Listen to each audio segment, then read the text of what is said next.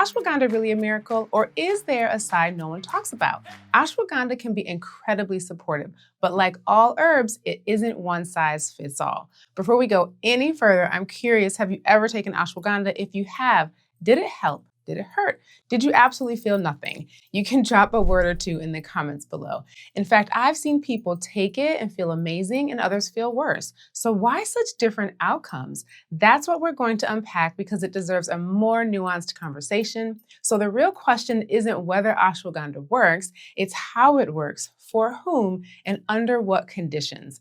Instead of asking whether it's a miracle, all herbs are really for some. I think a better question is how to use ashwagandha appropriately, safely, and in a way that actually supports your body. By the end of this video, you'll understand not just what ashwagandha does, but who it's best for, how to take it safely, and why it helps some people feel amazing and other people not. Today, I'm breaking down what ashwagandha actually does based on real-world use and what the science says. Here's what we'll cover: the proven benefits, how it affects stress and sleep, the most common side effects, who should avoid it, and the most overlooked but important part: how long do you take it and when should you stop? Ashwagandha has been used in Ayurvedic medicine for thousands of years, long before the standard extracts we see on the market ever existed. It's a root from a plant in the Solanaceae family called Withania somnifera, and you might also hear it called winter cherry or Indian ginseng, though it isn't actually related to true ginsengs at all. In Sanskrit, ashwagandha roughly translates to that which has the smell of a horse.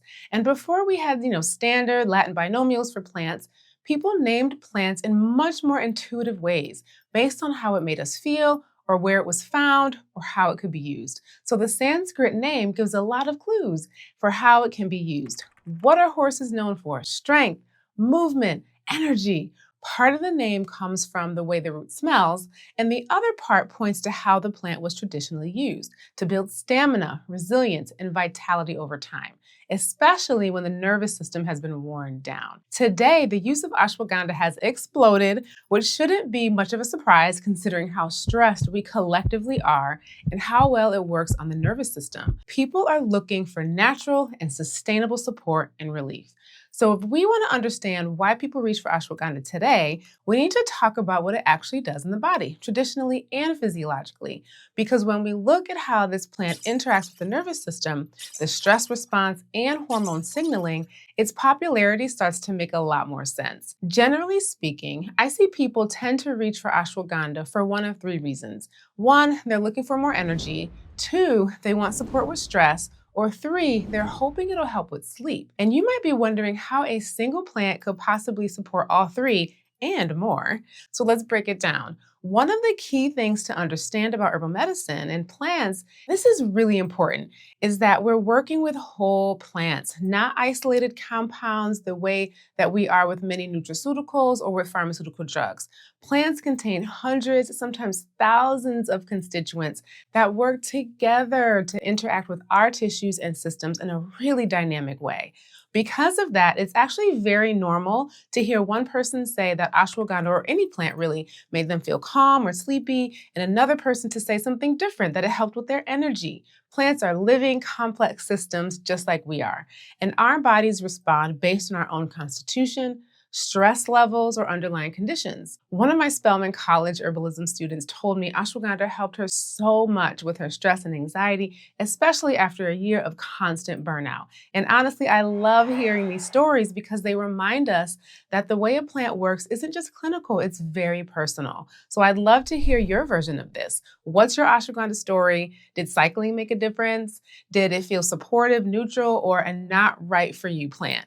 Reading the comments here actually helps other people decide whether this herb is right for them too. So when we talk about ashwagandha helping with energy, stress, and sleep, we're not talking about it pushing the body in one direction.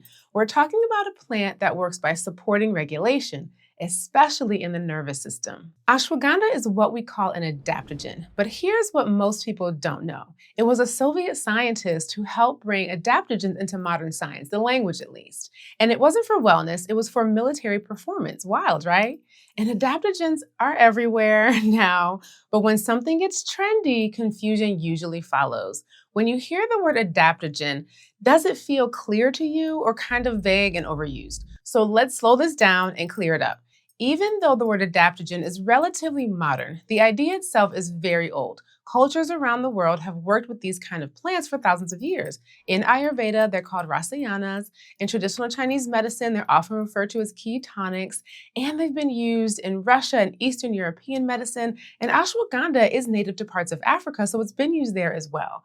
The actual term adaptogen didn't show up until the mid 1900s when researchers were studying substances that could help people function better under stress without forcing the body in one direction or another.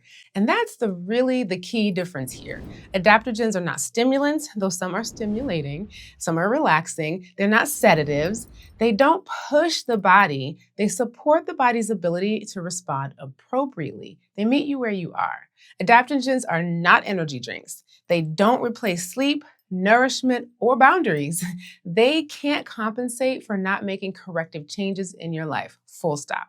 They're also not one size fits all. Some adaptogens are more stimulating, some are more calming, and whether a plant feels supportive or too much has a lot to do with you. One of the most important concepts in herbalism to understand is your constitution, how your body tends to function, your baseline of stress, your personal energetics, and the patterns you move toward when you're out of balance.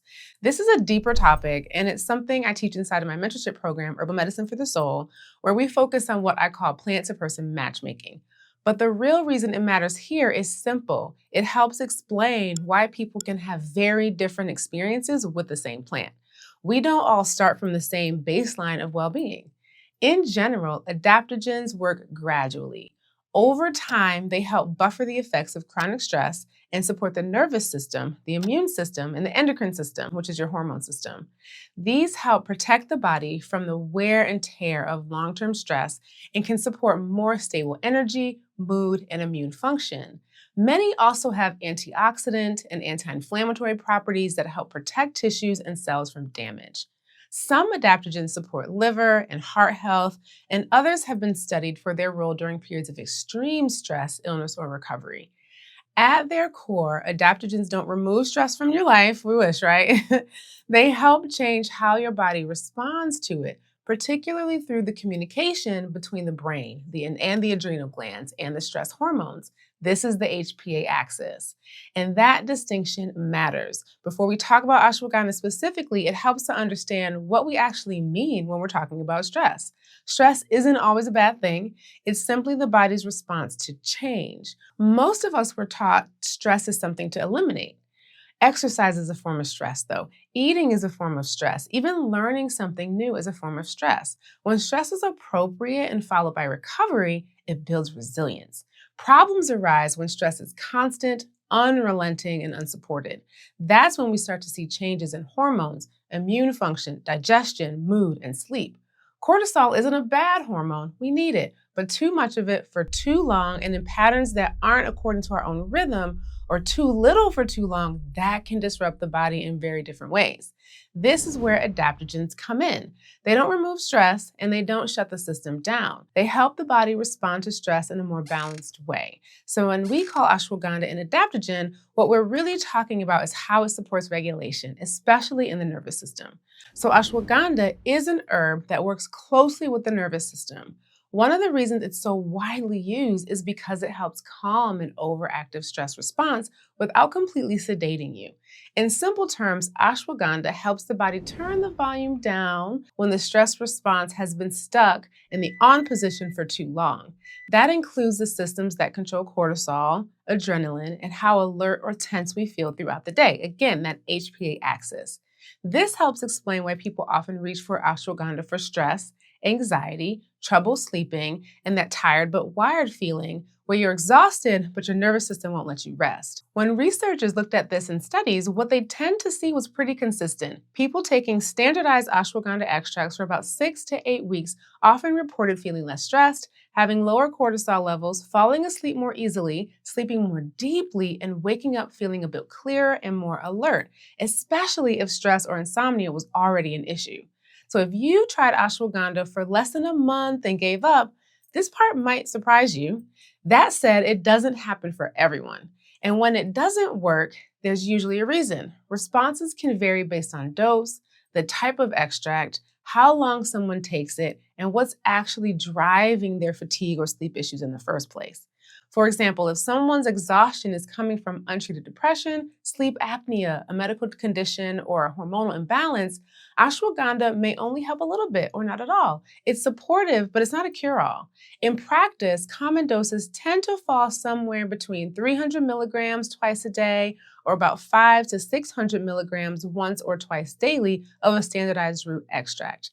In more traditional use, people may take a few grams of the dried root each day, often in warm milk in the evening when sleep is the goal, or spread out their dose during the day for stress support. I make my own ashwagandha capsules and take 500 milligrams twice a day, one in the morning and one in the evening. Most people tolerate ashwagandha pretty well, but it's not completely risk-free. Some people experience mild side effects like digestive upset, loose stools, headaches, or feeling a little too sleepy. And while it's rare, there are documented cases of liver injury and thyroid overstimulation, which is why this herb needs to be used thoughtfully. Because of that, ashwagandha isn't appropriate for everyone. It's generally avoided during pregnancy and breastfeeding, in people with active hyperthyroidism, significant liver disease, iron overload, or certain hormone-sensitive cancers. And if someone is managing autoimmune disease, diabetes, or taking medications that affect hormones, blood sugar, the immune system, or the nervous system, it's best to use under professional guidance. Contact your herbalist. If this section made you realize an herb you're taking might not be a great fit for you, you're not behind, but you are learning. Overall, ashwagandha tends to be most helpful for adults who are under chronic stress, dealing with anxiety, or feeling depleted but overstimulated, and who can commit to taking it consistently for at least several weeks. For people with more complex medical conditions, it's usually better approached carefully or not at all, and you need to be under professional guidance. So far, we've talked a lot about stress, sleep, and nervous system regulation because that's really the foundation of how ashwagandha works. But once that stress load starts to come down, people often notice other changes too. One area where this shows up is energy, not the jittery, wired kind, but a more steady, sustainable energy. When your nervous system isn't constantly in fight or flight, your body can actually make better use of the energy it already has. This is why some people feel more physical stamina or better recovery when they take ashwagandha. It's not pushing the body harder, it's reducing the background stress that drains energy in the first place. Does your fatigue feel more like exhaustion or overstimulation? That distinction matters more than people realize. Physical performance and recovery. In research and in practice, ashwagandha has been associated with improvements in strength, endurance, and recovery, especially in people who are already under a lot of stress. Again, this seems to be less about stimulation and more about helping the body adapt and repair. When stress hormones are chronically elevated, muscle recovery, immune function, overall resilience tend to suffer. Supporting stress regulation can indirectly support all those other systems. Hormones and reproductive health. Ashwagandha is also often talked about in relation to hormones. It's been studied for its potential to support testosterone levels and sperm quality, particularly when stress is a contributing factor. And some people find it supportive during times of hormonal transition. I do, like perimenopause or menopause, especially when symptoms are being made worse by chronic stress or poor sleep. That said, hormone support is highly individual. Ashwagandha isn't a hormone replacement, and it doesn't override the endocrine system. It works best when stress was a part of the picture. Cognitive function and mental clarity. Another area people sometimes notice changes in is focus and mental clarity. When anxiety quiets down and sleep improves, then attention, memory, and mental stamina often improve as a result. Some studies suggest modest benefits for cognitive performance, but again, these effects tend to show up most clearly when stress, anxiety, and poor sleep were already interfering with thinking. Immune and inflammatory support. Ashwagandha has also been studied for its effects on immune function and inflammation. It appears to help modulate the immune system rather than simply stimulating it, which is an important distinction. This may be a part of why some people feel more resilient during periods of ongoing stress, illness, or recovery, but this is also an area where individual context really matters, especially if you have an autoimmune condition. Now let's talk about thyroid support. Ashwagandha has also been studied in relation to thyroid function, especially in people with what's called subclinical hypothyroidism. This is when lab work shows an elevated TSH, but T3 and T4 are still technically in the normal range. But here's a twist. While ashwagandha can be incredibly helpful in those stress-driven, low thyroid cases, it's also been shown or known to overactivate thyroid function in some people. And that's a line you don't want to accidentally cross. So if you've ever been told your labs are normal, but your body says otherwise, let me know. This experience is very common. In one well-designed study, people taking about 600 milligrams a day of ashwagandha root extract for 8 weeks saw improvements across their thyroid labs. TSH came down, and T3 and T4 normalized alongside cortisol drops seen in parallel stress studies. What's important here is how this seems to be happening. Ashwagandha isn't acting like a thyroid drug or indirectly forcing the gland to work harder. Instead, it appears to work upstream by calming the stress response. Chronic stress can suppress thyroid function. When the body is under constant pressure, it prioritizes survival over metabolism. This can show up as fatigue, feeling cold, brain fog, dry skin, or unexplained weight changes, even when standard labs don't look dramatically abnormal. By helping lower cortisol and settle the stress response, ashwagandha may allow healthier communication between the brain and the thyroid in some people. In studies, cortisol reductions of roughly 20 to 30% have been observed, which may help explain why thyroid signaling improves in stress-driven, low-function patterns. But this is where we need to be very clear. This doesn't apply to everyone. In people with hyperthyroidism or in those whose thyroid function is already normal, ashwagandha has triggered overactivation in very rare but real cases, with labs showing elevated T3 and T4 and suppressed TSH. These effects resolved once the herb was stopped. Ashwagandha can also amplify the effects of thyroid medication, which means lab work needs to be monitored carefully to avoid overcorrecting. So when it comes to the thyroid, ashwagandha is not a general thyroid tonic. It's a context-dependent herb. It may be supportive for stress-driven, subclinical hypothyroid patterns with supervision, and inappropriate or risky in hyperthyroidism during autoimmune flares or used without guidance. Now let's talk about cycling and duration. So one thing that really matters with ashwagandha, and this doesn't get talked about enough, is how long should you take it? Many people do best using ashwagandha in cycles rather than taking it continuously. A common pattern is using it for about 6 to 8 weeks, then taking a break for a couple of weeks to reassess. While you're taking it, pay attention to how your body is responding. Notice your stress levels, your sleep, your energy, your digestion, your mood. If you start feeling overly drowsy, unusually fatigued, off in your digestion, or you notice changes like heart palpitations or temperature sensitivity, those can be signs that your body is asking for a pause. Breaks matter because adaptogens influence how the stress response communicates over time. And hopefully, while you are taking your ashwagandha, you're making corrective habit changes as well. So taking a pause from the herb can help to see, are your own innate practices really becoming supportive to you? Can you do this without the support of the adaptogen? If cycling supplements is new information for you, say cycling in the comments so I know that this was helpful. Now let's talk about what was coming up on social media a couple of years ago. Emotional blunting and feeling flat with ashwagandha. The research paints a pretty clear picture here: lower stress, better sleep, improved mood. But scroll through Reddit or TikTok and you'll find something else entirely. People saying it made them feel numb or disconnected. So what's really going on? This is where I'd really love to hear from you. If you've experienced emotional flatness with ashwagandha or worried about it, your comment might help someone else feel less alone. This is one experience with ashwagandha that TikTok and Reddit trends amplified. This part doesn't get mentioned in most videos, but if you scroll through the comment sections or the forums, you'll find people saying things like, ashwagandha calmed me down so much, I didn't feel much of anything at all. And this is what we're calling emotional blunting, feeling flat, numb, or less connected to your emotions over time. What's interesting about this conversation to me is that we don't know the dose or the form these folks were taking ashwagandha in, and we never know, again, someone's baseline of well-being. I will not discredit anyone's experience with an herb, but I will say that prior to standardized extracts, which are super common now, folks traditionally used whole plants with all of the constituents. We talked about this in the beginning, We're more likely to experience side effects that aren't in traditional literature when the herb has been modified. So sure, for some people, perhaps when taken at higher doses or without breaks, maybe ashwagandha quiets the nervous system a little bit too much. Instead of feeling calmer, they feel muted, like the highs and lows of life have been tuned down. That doesn't mean something is wrong with you. It doesn't mean that the herb is bad. It usually means the dose, the timing, or the duration isn't right for your nervous system.